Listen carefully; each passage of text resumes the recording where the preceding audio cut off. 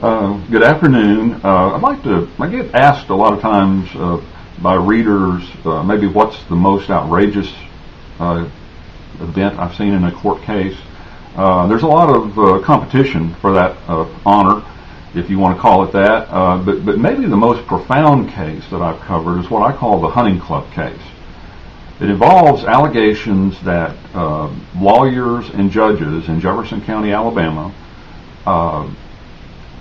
belong to a hunting club in Lowndes County, which is down south of Montgomery, and that they use that club as a means to fix divorce cases.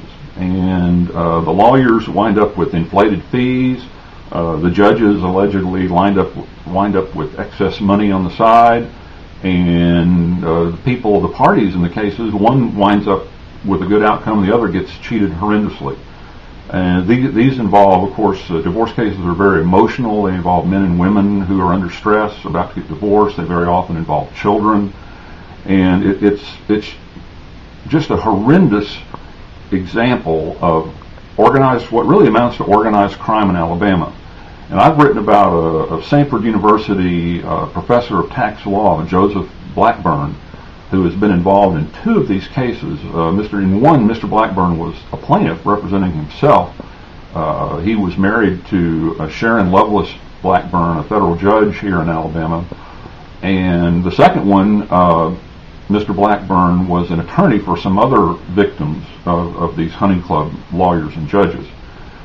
And a key thing in all this, again, it's similar to what I've talked about with my own personal case where William Acker, a federal judge, denied my right to discovery in a case where summary judgment was being determined. And as we've explained, summary judgment can't be even considered until discovery till the non-moving parties had an opportunity to conduct discovery.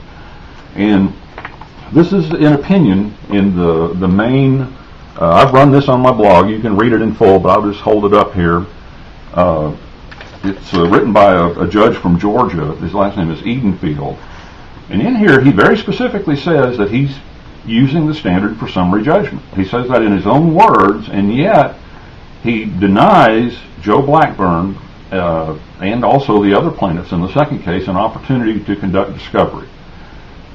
Again, this is just blatantly unlawful behavior, and it has to do with what amounts to organized crime if these allegations are proven to be true. It involves a lawyer. The allegations involve a lawyer named Charles Gorham, who's well known in divorce circles, Richard Furnham-Buke, Stephen Wright. And the basic story is that in Birmingham, to get any sort of fair shake, you've got to hire a hunting club lawyer in a divorce case. And so it's a profound story, and we're going to be writing more about it, but I just wanted to help drive home the fact to our readers that this is going on right under our nose. And I often use the word arrogance in describing lawyers and judges. They just think they can get away with anything. And a big question here is, whether it's in my case against UAB or in the hunting club case, why does a judge unlawfully deny discovery?